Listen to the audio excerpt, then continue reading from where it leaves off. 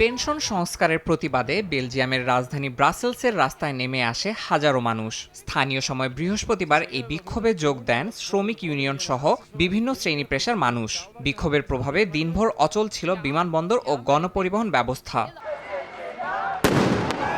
বিক্ষোভ চলাকালে ব্রাসেলসে পুলিশের সঙ্গে সংঘর্ষে জড়িয়ে পড়েন বিক্ষোভকারীরা। টিয়ার শেল ও জল কামান ব্যবহার করে পরিস্থিতি নিয়ন্ত্রণে আনার চেষ্টা চালায় পুলিশ। এদিন বিভিন্ন রাজনৈতিক দলের কার্যালয়ের সামনে অগ্নিসংযোগের ঘটনাও ঘটেছে বলে জানিয়েছে স্থানীয় গণমাধ্যম।